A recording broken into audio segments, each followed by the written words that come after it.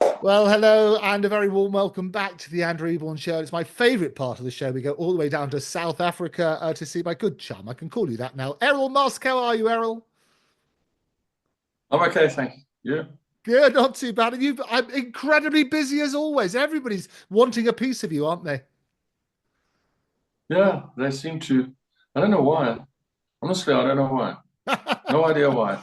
Well, it's the charm. It's you're such a great raconteur, and I tell you why I love being having you chat all the time. Is that we put all these terrible stories into perspective. That's the idea. Is so much misinformation in the press and so on and so forth. So many reports about you and Elon and your family. And what I like to do is put them to you each time and give you a chance to respond. So let's start with the big story at the moment, which is obviously SpaceX. Great story from SpaceX finally bring those astronauts Sunita Williams and Butch Wilmore back to Earth after 9 months being stuck. As the father of Elon, who sort of watched his space dreams grow, what's it like to see these real world impacts unfold, and how do you react? How did you react when you heard the news? Well, it's not major. I mean, it's not major news. I mean, Elon offered to bring them back 5 months ago, I think it was. Within 2 weeks. But the Biden criminals, it's all I can call them. They're coming out now. They're soon going to be in court, and they're soon going to be facing charges. And the charges are very serious. So the Biden criminals didn't want to give the credit to SpaceX, sort of before the election. And so they wouldn't let them, with their cronies in the different departments, refused to let SpaceX bring them back. And as soon as Elon got the go-ahead, which was about 2 weeks ago, he's brought them back. Some more. Well, I mean, a small story maybe in Elon's world, but for the poor astronauts who've been stuck up there for 9 months, it was only supposed to be a few days. That's the sort of thing we do on a Monday morning, we don't, I mean, it's like, let's not do something too tough on a Monday morning. Let's just try and keep it a little light, that's all. Yeah. So that's all, it's a bit light. We have much more serious things going on. I mean, Trump has now told them that the auto signing of these pardons was a criminal act. I mean, oh man, oh, I'm so glad this piece of crap son is in the country here now, apparently, and I would advise him not to go back to the US. Find some pals here and hide away. Yeah, well, you're talking about He's going to Hunter go to jail for a Biden. long time. Eh? You're talking about Hunter Biden. Yes. Yes. I wouldn't call him Hunter, I'd call him Runner or Runawayer or something. It's a stupid name for him. Well, I mean, it is extraordinary. You and I have discussed this beforehand because they were preemptive pardons, and this sort of people said, well, you can get away There's no with such murder. thing. Well, no, Andrew, I'm now giving you a preemptive pardon. You can do whatever you like for the rest of your life. Whatever it is that you do, you're pardoned. And I just want you to feel comfortable in whatever you do. So please go ahead. That ex and that one that dropped you that time, go for it. You're free. But for the sake of the record, there is no ex trying to go for it. But yes, it sounds good. Oh, well, Um, you're lucky. Oh, you're good looking. You see, you get everybody. You don't ah. have exes who dump you and make you feel bad. Well, it is good. I mean, it's phenomenal what's going on. There's sort of headlines all over the place. I mean, yeah, we always talk about this, and I see you in many interviews. People say, "Oh, you must be very proud of your son," and you always dismiss that word "proud." But of the recent achievements, as I say, for the astronauts concerned, 9 months being in space was a great achievement. What do you think Elon should be most proud of, and how does it compare to your own experiences and engineering challenges? Well, I think the thing you should be most proud of is that without, you know, um, he was very taken in by the leftist propaganda, or what we call it, and fake media and everything for many years. And he didn't see through it. He thought I was wrong. And he's returned to the values that I taught him as a child, as a young boy living with me. And he has to be given credit for that. I'm very proud of the fact that he he turned around and said, I made mistakes in the past, and now I see what's what. I'm proud of that. That's something to be proud of. As far as them achieving things, all of them, I mean, a lot of them, I have others that are even more deeply involved in effort and struggling, my other children, I mean. And my thoughts go to them right now more than Elon, really. I know he's a person is very grateful as a parent. I mean, as a parent, you start off as a parent. You're a parent. I mean, you start as a parent. I mean, are these, sort of numbskulls of mine going to be able to do a job that they don't get fired from? Because, I mean, at home, you try to tell them, look, you do things wrong at home, and I sort of, moan and groan or crap you out or whatever the term is. But at work, they just say, don't come in till you're fired. Don't come in tomorrow. That's different. That's much worse. And so you always worry about that with your children. And I do anyway. I mean, I look just at my own parents, I was being lauded and everything as a young engineer. And my parents were always saying, when I told them I'm having this and that meeting with this and that big shot, it was only in the newspaper or something, my parents would say, do you think, don't you think you should do this? Don't you think you should sort of say sorry? Don't you think you should sort of apologize more, for existing, That was our approach. As if, my parents' approach, don't hurt anybody, don't upset anybody, because you know how people can be, this kind of thing. So, I mean, that's a parent. That's a parent. I mean, if you're not like that, then you're not a parent. Yeah, I think that, and then, of course, Betty Davis is very famous. I just want to say, Betty Davis is famous for saying, if your children never hated you at some point, then you were never a parent. I didn't say that. It's a good point, isn't it? And I was watching with my wife. I was watching yet another documentary about Elon, and I heard lots of stories, most of which I realized were probably untrue, having spoken to you directly. And I found it extraordinary that they didn't talk to you directly about some of those stories. And what I love about our conversations is that we can put them directly to you. You can respond. That's the proper way of doing things. How do you feel when you see these documentaries, which clearly misrepresent you? They clearly misrepresent and don't understand your family. How does that make you feel?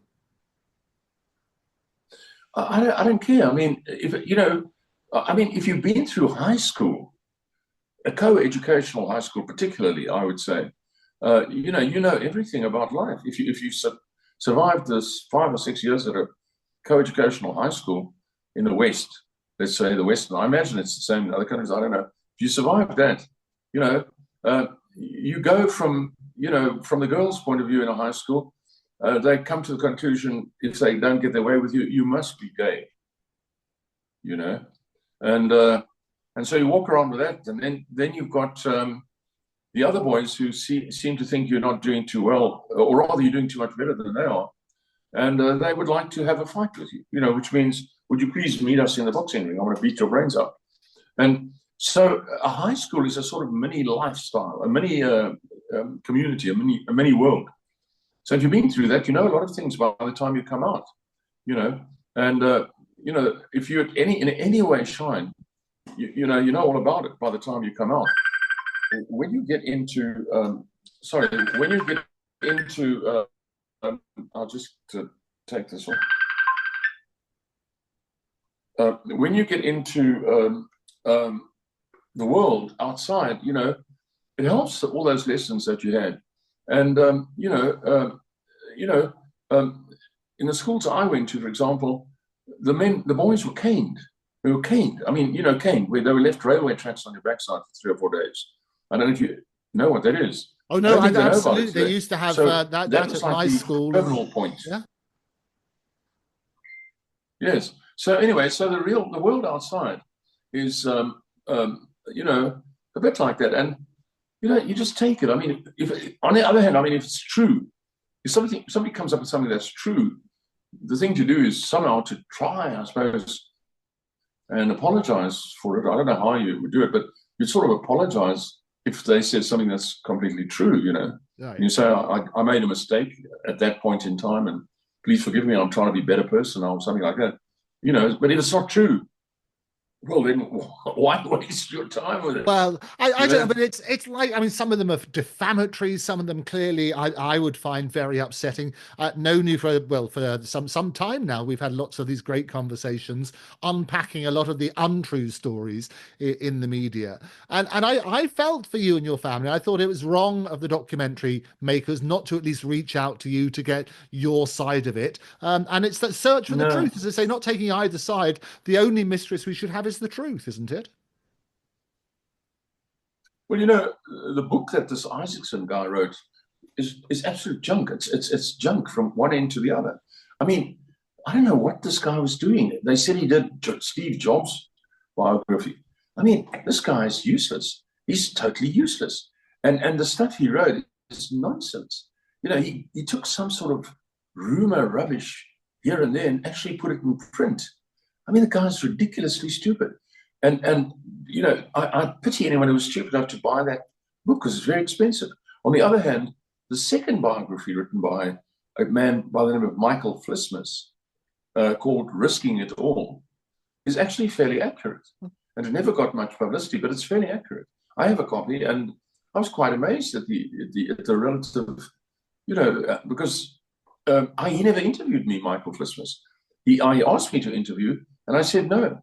I don't want to do that. And he said, okay, I'll find everything out by myself, which he did. And it was fairly accurate. And so, yeah, so you don't worry about it.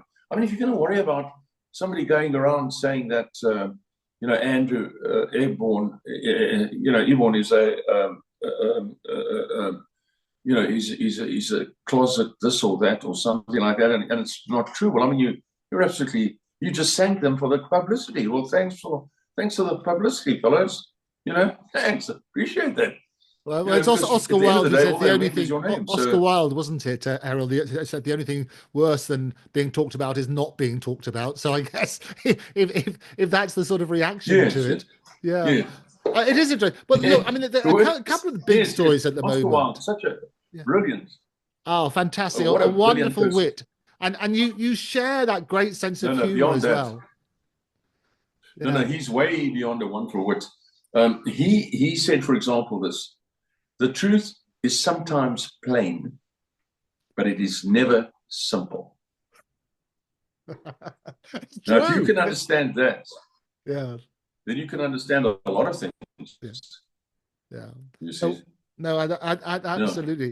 Yeah. Well, so looking at some of those things, I mean, another big story at the moment is there's this public frustration towards Tesla, and there have been terrible reports of vandalism at dealerships and protests popping up. Publicity, more publicity, free publicity. You don't have to go to the newspapers and pay £500,000 for adverts or anything like that. You're getting it all the time, you know, and you know. I don't know if you realize it, but if scumbags do things like that to you, you become the hero, and they just remain scumbags. And what people remember is the name Tesla. Yeah. You know, I mean, you say that, Errol, but the stock, unfortunately, it's had a bit of it's come down since December amid these sort of boycotts. I mean, all the stocks have come down. All the stocks have come down, and this is cyclical. You know, it's cyclical. And, you know, until they reach levels, people push the stocks. You know, there are tricks of the trade and everything, moving the stocks up and down. And as Elon says, he never looks at the stocks. He never looks at the stock value. So the thing is, it's basically like your home, you know. One day people will come to you and say, oh, everybody's moving into your area. Your home must be worth, you know, much more than you thought it was. And then the next time they come and they say, oh, no, but everybody's moving out of your area. Your home has no value anymore. It's nonsense. So your home has an inherent value, and that's the end of it. You know, yeah. But do you think he takes it personally though? These attacks on Tesla? No. I mean, you know, when you're being attacked or being lauded, it's sort of like the same coin, just different sides of the same coin. You know, the whole thing in life is, as you said something about Oscar Wilde just now, the whole thing in life is to be noticed and not be noticed. I mean, I was talking about a high school. The worst thing that ever be is, I went to such and such a high school, to a crowd of boys and girls who went to that high school, and they say, "Oh, you were there. I never noticed you. Never saw you." It's not so good. You actually wanting. That's very unpleasant. No, no, no. If you are being noticed, that's what matters. That's all that matters. Yeah. And Well, the other thing about being noticed is Trump turned the White House into a Tesla showroom, didn't he? He had Cybertrucks and the red Model S out front, saying he'd buy one to support Elon. What was your reaction when you saw President spotlight Tesla in that way? And did Elon give you the heads up that was going to happen? Well, no, there are two schools of thought, sort of, in the car business. I have, for example, petrol cars, or what I call petrol gas. I don't get petrol. I think you call it there petrol as well.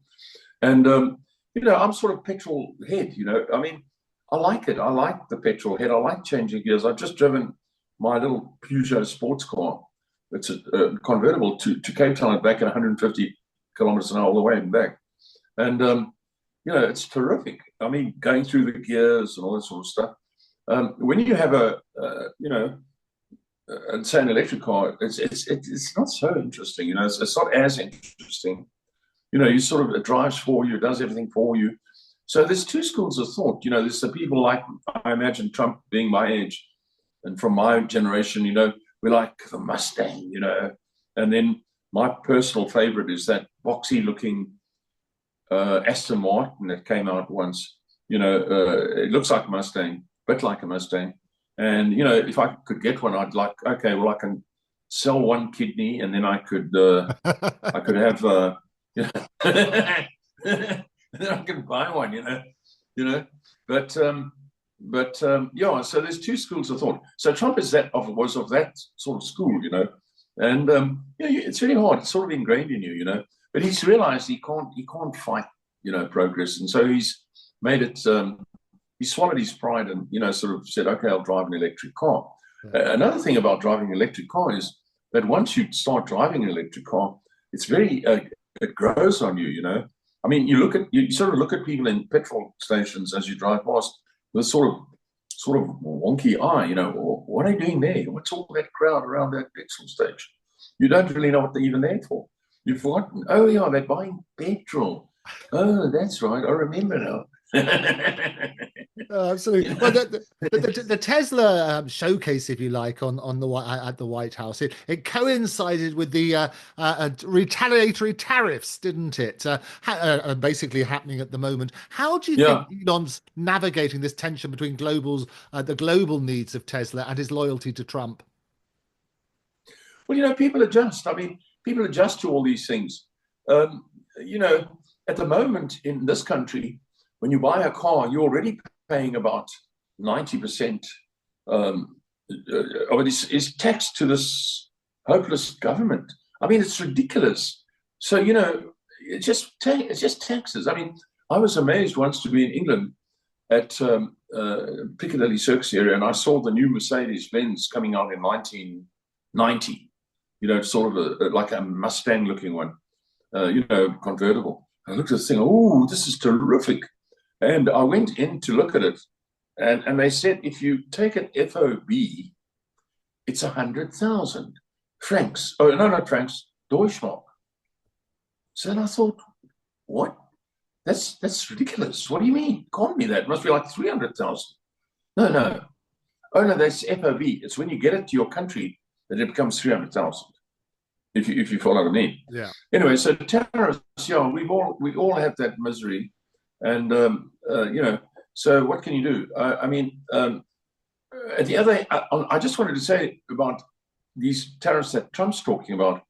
I was aware many years ago that if I went to Canada, which I did quite often because I taught at a university in Ontario, that the people on weekends, because I would spend quite a few weeks there, the people on weekends would all head to Buffalo, which was the nearest United States city.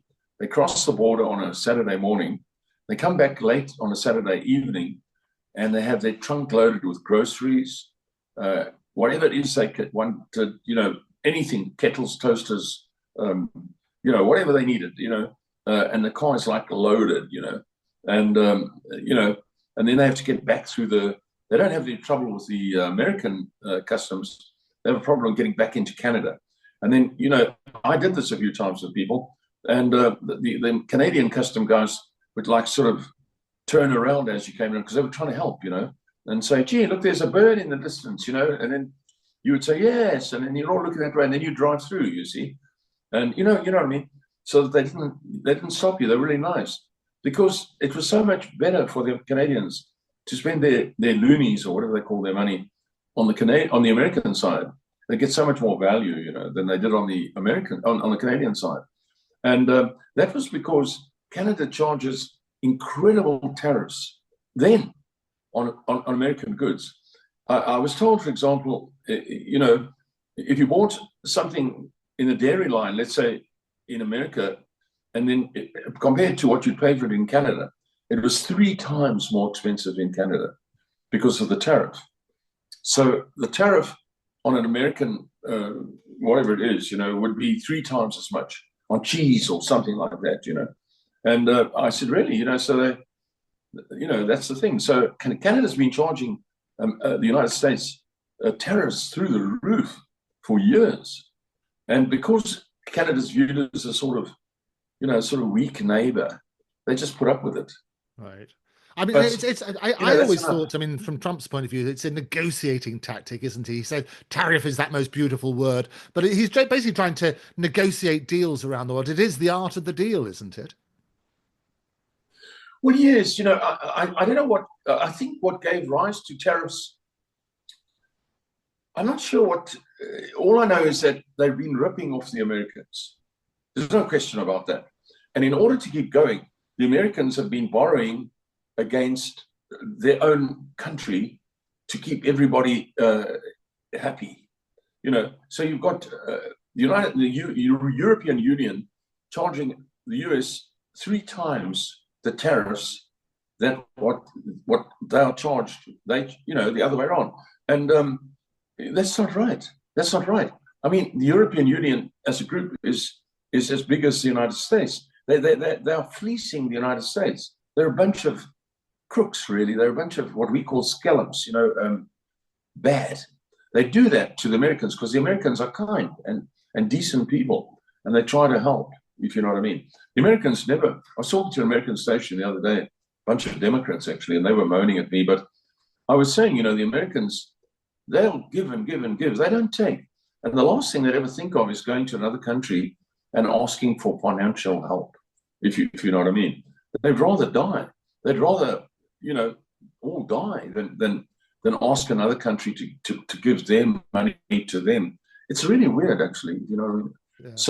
So what's happening now is right. It's got to stop. Yeah. I mean, Canada's a prime example. I mean, it's ridiculous that they don't want America to charge 25% on dairy products, and they charge 300% on dairy products. I mean, hello. Hello. I mean, what are we talking about here? Yeah. What a bunch of numbskulls. Yeah. Well, it's certainly going to shine. It's going to be interesting to see how it all pans out. A lame place. Yeah. It's got to be the home of the lame. It should be called Calamita. Calamita. It's the lamest country I've ever come across. What a bunch of lame people. Interesting. One of the other reports as well, Errol, is that Grimes, your daughter-in-law, ex-daughter-in-law, recently shared her frustration about not keeping your grandchildren, offline, saying she's begged Elon to limit their exposure. As their grandfather, how do you view this clash between their public lives and her privacy push? And has Elon ever talked to you about it? Well, I have discussed a little bit. It's a private matter. So it's their business. It's not really for me to talk about that kind of thing. It's their matter. It's their business. And I have my business with my children. So I wouldn't want to comment on that. I do think that some of the ideas she had for the children were a bit odd. And I can understand Elon's frustrations. But other than that, giving little children tattoos and all that sort of stuff, a bit silly, if you know what I mean. And Elon had to protect his children from that, Yeah, and I And think that's right. I mean, he wasn't married to her. it, yeah, it's very difficult, isn't it, when you have different views about bringing up children, as you say, as you wisely quoted at the very beginning, saying, "Look, if you haven't fallen out with your children, as Betty Davis once said, then you haven't really been a proper parent." I mean, you've been very candid, including when in our conversations about your relationship with Elon. How's it evolved as he's juggled things like the Tesla backlash and global fame, and so on and so forth? That's him on the phone now saying, don't tell Andrew Eborn how it's evolved. That's what he's telling you. It's got to be good. There you go. Sorry. What was That's that? all right. It's all good How? stuff.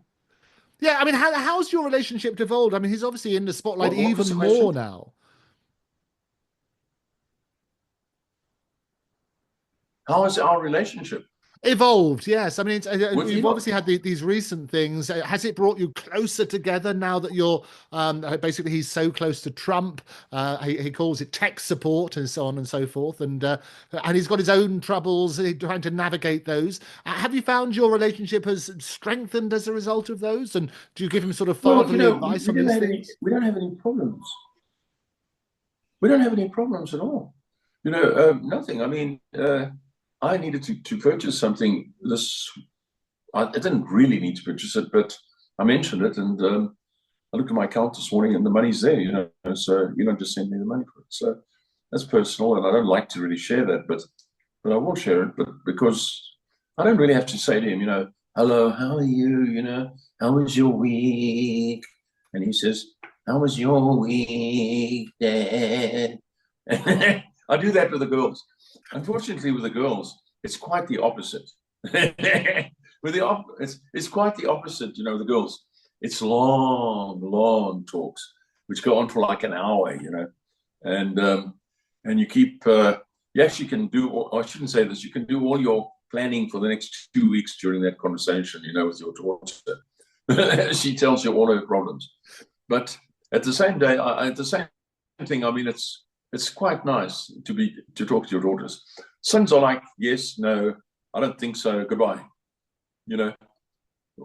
That's sons. Get ready for it if you have a son. Oh no, I you have wonderful children. know. I'm very proud of both of them and everything they achieve, and they have my full support always, which is good. But you're right, it's just being there, and the problem is we've said before, nobody understands the relationship between other people, and they all speculate, don't they? Which must be very painful sometimes, isn't it? No, not at all. Well, yes. I mean, I as a kid growing up, as a person growing up, I would have some friends, and then they would say, so and so's father did this, or so and so. We had even worse situations. So and so's father committed suicide. These are terrible things. You don't want to know about it. As a man, as a boy, one of the worst things you want is, you want to come in the evening if you're still at home. I mean, and your parents just say hi. Don't ask me how my day was. And if your father says, "How was your day?" you think, "Oh my God, somebody phoned him."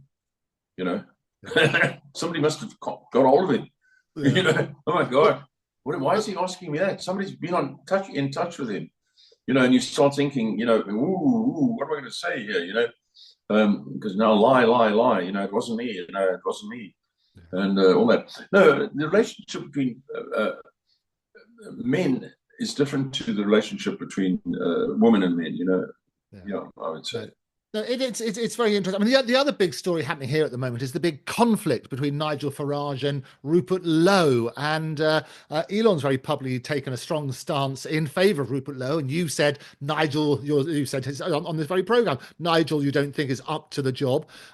What's your current take on this conflict? Rupert Lowe's basically been thrown out of the party. He's been referred to the police for criminal investigation about things he's alleged to have said. What's your take on it? Well, I've seen that more or less from the side. It's terribly weak to hear stuff like that. Terribly bickering. It just reeks of weakness. So then that's no good at all. You don't want anything like that. And no, I don't. Unfortunately, the Reform Party is sort of like your Tory Party in the same jacket, different color, and it's sad actually because I didn't like seeing Starmer there, visiting Trump and leaning over as far as he could in the other direction while he was talking to Trump. You know, this little sort of prick of a character. Sorry, that's how I see it. And you know, I mean, it's pathetic. If I'd been Trump, I'd have told him, he can see one of the juniors, but he can't see me. I wouldn't have seen him. I would have said no. But not after you've told people that I'm this and that and the other, publicly and so on, as Storm and his crowd have done. So yeah, but as far as the Reform Party is concerned, I don't know. I go on a few of these other channels, and they talk about that everything's okayish in the US, in the United Kingdom at the moment, okayish, and I say that's nice to hear, and I'm happy to hear that. At the same time, the sort of bad things are going on. They're still carrying on. It's becoming a taxed country, a country. It's heading more and more to the situation where, in England, in UK, I mean, the government is far more than half your life, and you don't want that. The very worst you want is government and politics to be half your life, preferably about 10% of your life. But when it's starting to become 60 to 70% of your life, well, then it's not fun anymore at all. Then you want to see what's wrong here, And, my thoughts went earlier today when I was listening to something to the time when you had Henry VIII. Yes. Who simply, this monster. I mean, this monster. I mean, if I was in England, I'd have everything that relates to him scratched, damaged, chipped off the wall. He simply had people who opposed him had their heads removed. And I know I always make this point. We look at history. History's really ugly. That's not right. And we teach school children it's all a bit of fun, we laugh about it. It's tragic. It's awful when you look at the realities. No, quite yes, incredible. they make these movies as though some sort of glamorous thing. Yeah. No, as far as England is concerned at the moment, it's quieting down. I'm not sure what to say about the UK at the moment.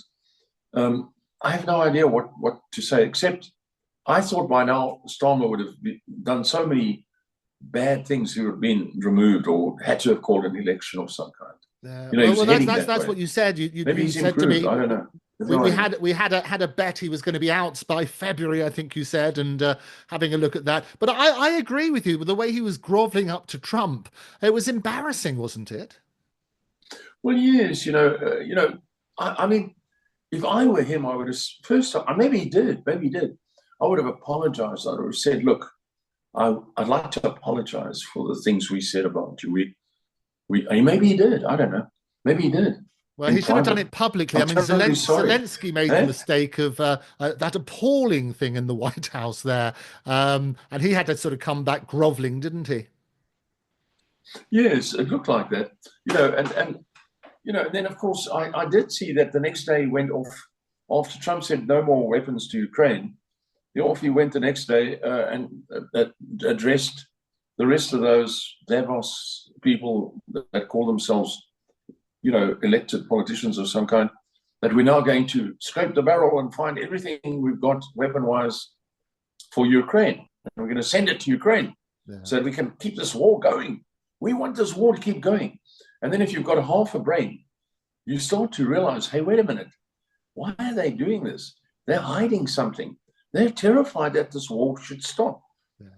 Because if it stops, maybe there's something they don't want people to know about. Yeah. So whatever they do, they've got to keep this thing going.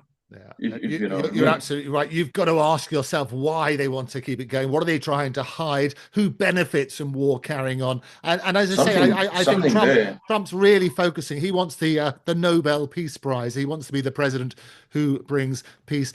Errol, we've run out of time this time. It's been an absolute delight having you on the show as always. For now, Errol Musk, thank you for joining me. Okay.